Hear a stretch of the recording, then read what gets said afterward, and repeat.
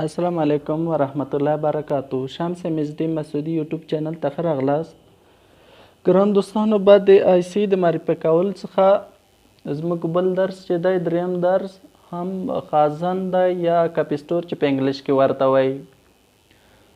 او بعد د مقاوماتو څخه په موبایل کې زیاته برخه پرزوي چې لیدل کېږي هغه چې ده خازن ده. خازن په معنا د ذخیرې ده او وظیفه یې داسې ده په موبایل کې چې د برق ولټاژ لیږل د آی سی او د موبایل ټولو برخو ته په هغې صورت کې چې ورته ضرورت لري.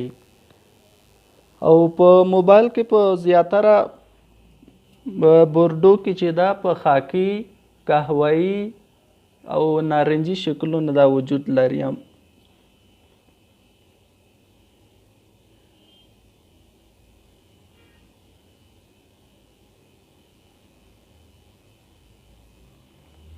دغه برخې ګورئ تاسو دوستانو، کوم درې رنګه چې دي زیړ دي، قهوه‌ایي دي او نارنجي.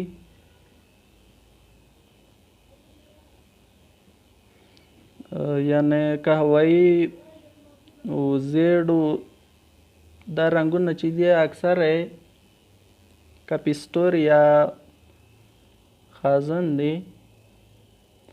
تاسو کتلی شئ.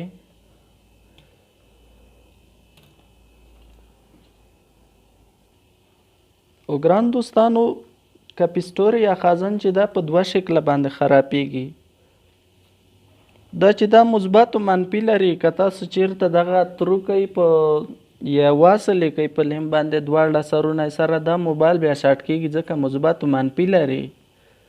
او داسې خرابېږي چې مثلا که چیرته یوه برخه په ګرانډ لګېدلې یوه خوا هم منفي لري، او که چیرته بله برخه هم لګېدلې وي په ګرانډ یا منفي زیړه برخه څه ده په تخت کې، نو دا دواړه سرونه سره شاټي کوي، د موبایل د شاټي یا هم د زیات چارج خوري سبب کیږي. او بلې چې دا په دغه خزانو یا کپیسټور کې چې دا په منځ کې داسې مواد دي چې بعضې کپیسټور د وخت په تېرېدو سره خپل خاصیت د لاسه ورکوي، یعنې بېحسه کېږي.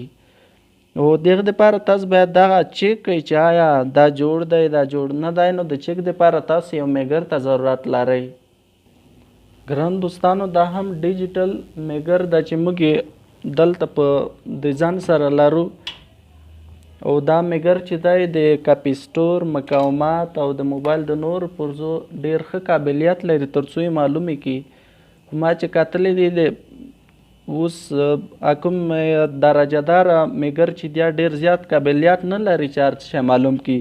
او دا میګر چې دی کولی شي د موبایل ټولې برخې ښه په واضح سره او په دقیقه توګه سره معلومې کړي چې آیا دا جوړې دي که جوړې نه دي، او رابطې درته معلومې کړي. نو که غواړئ چې میګر عیار کوئ نو لومړی به دا بټن کېکاږئ. چې کله مو دا کېکاږله د موبایل برخه، ګران دوستانو دغه د اواز برخه تاسو کتلی شئ یا د وای فای په شان چې ده، تاسو به د میګر درجه په دې برخه کې ودروئ. اوس به وګورئ میګر چې آیا دا میګر کار کوي که نه کوي. دواړه منفي او مثبت به سره وجنګوئ. ګران دوستانو، تاسو د میګر اواز اورېدلی شئ. هم اواز کې همدلته په خپل منځ کې شمارې سره ورکوي. دا په دې معنا چې دا میګر جوړ ده او کار کوي. نو د کپیسټور یا مقاومات د کتلو دپاره تاسو باید څه وکئ؟ بورډ دلته د میګر په سر ږدم تر څو تاسو ته واضح ښکاره شي. دا کومه منفي زیړه ساحه چې ده د ګرانډ دا ټوله منفي ده. کله چې منفي د منفي سره هغه شي میګر اواز کوي، او که چیرته منفي د مثبت سره ولګېږي بیا شماره ورکوي. نو دلته ګور اوس کپیسټور درته ښیم. منفي خو مالته ایښې ده. اوس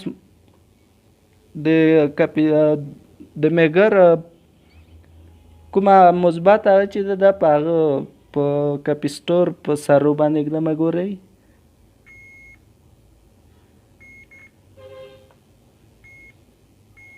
ګران دوستان دا کپیسټر یا خازن ده خو شارټ ته دغه هم شارټ ته ګران دوستان دا مقاومات ته دغه هم کپیسټور ده یا خازن ده دا هم شارټ ته دا مقاوماتونه دي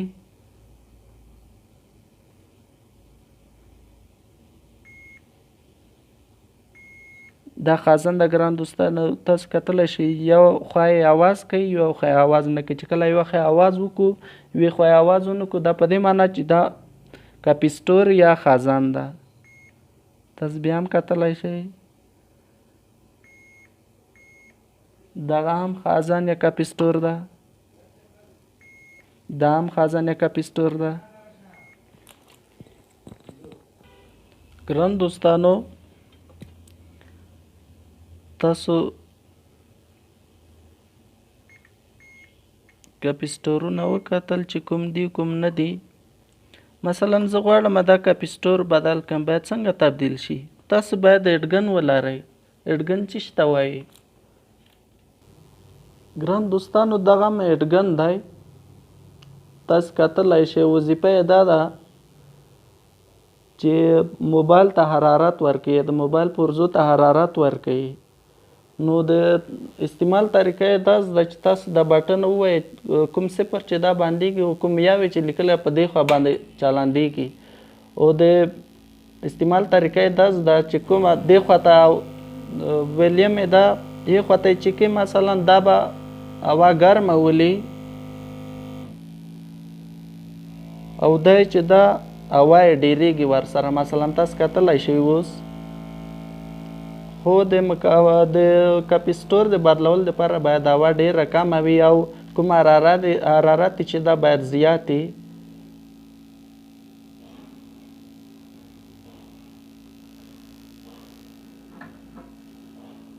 دا میډګن شو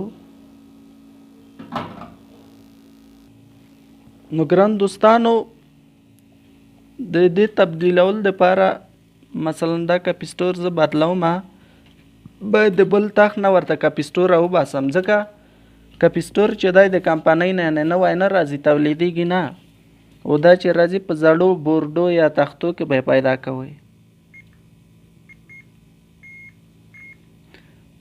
ګران دوستانو دغه کپیسټور هم شارټ ته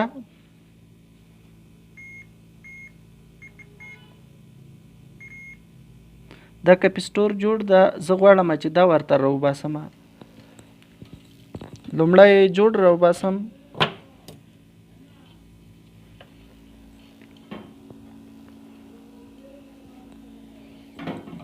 ګران دوستانو یوه مهمه خبره ده چې کله تاسو کپیسټور وباسئ باید په دې برخه باندې پیسټ ووایي او پیسټ چې دا د پرزو د حرارت دپاره ده یا د لیم د راکوټه کېدو چې شارټ نشي دې دپاره ده خو دې دپاره زه اوس په دې پرزو وایم تر څو دا زر ګرم شي او راووځي د تخت نه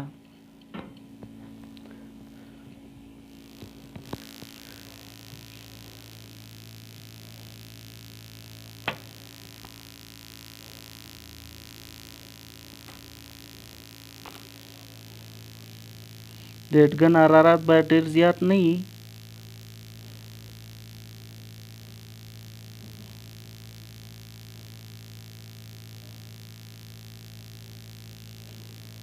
ګران دوستانو کوښښ به کوئ چې زور به ورسره نه وایئ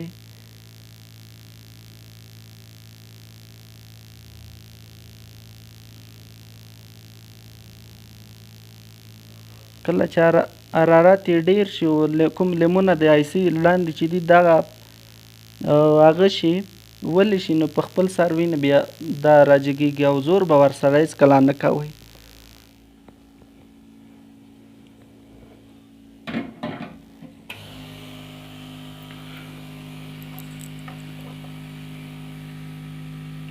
ګران دوستانو اوس زه غواړم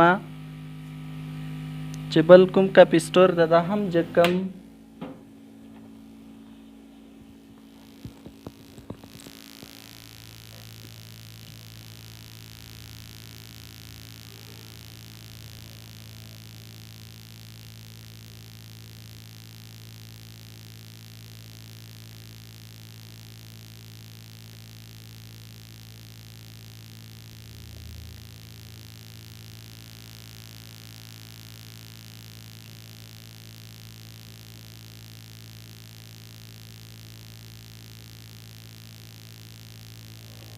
دا هم جګ شو. اوس راځم د بل کپسټور دلته ږدم.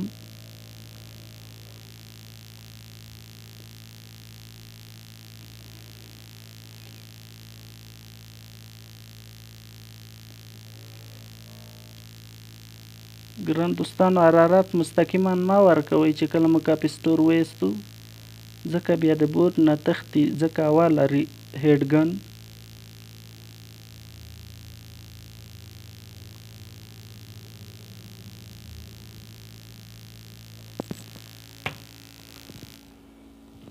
اوس هیډ ګن ګل کوو. دغه هم د هیډ ګن د ګل کېدو تکمه ده چې کله مو ګل کو باید هوا یې مکمله زیاته کوئ او د حرارت درجه یې راټیټه کوئ.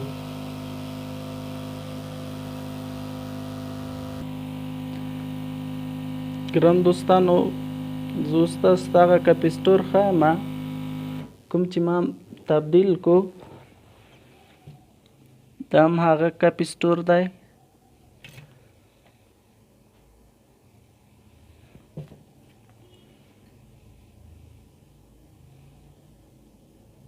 دا کپسټور دی چې ما تبدیل کو. نو اوس یو ځل بیا دا په میګر باندې ګورو چې آیا دا څه فرق یې ورسره وشو که ونه شو کوم کپسټور چې موږ تبدیل کو.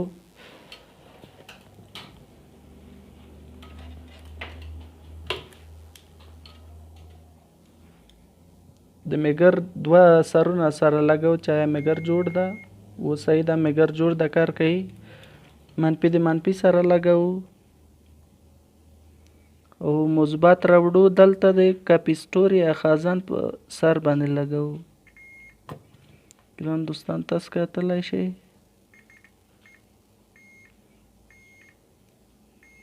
نو دلته فرق ځکه ونه شو چې دا تخت چې دا مکمل شارټ ده. که چېرته مثال خازن شارټ یې تاسو تبدیل کوئ، دا بیا داسې نه کېږي. دا بیا داسې کېږي چې یو سر به یې شمېره ورکوي، یو سر بیا آواز کوي. کپسټور هغه دکه جوړېږي. او که چېرته تخت شارټ یې او تاسو تبدیل کوئ، دا کپسټور بیا څه فرق نه کوي.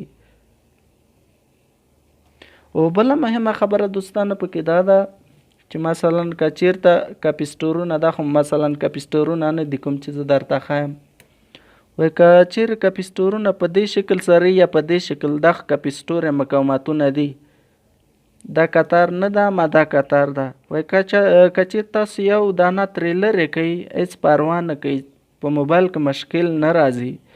او که چېرته مثلا داسې یو جدا کپسټور یې بیا دا تاسو لرې کړئ، نو حتماني د موبایل د فلج کېدو سبب ګرځي. یعنې یوه برخه به یې تاسو فلج کړي، نو څه باید وکړئ؟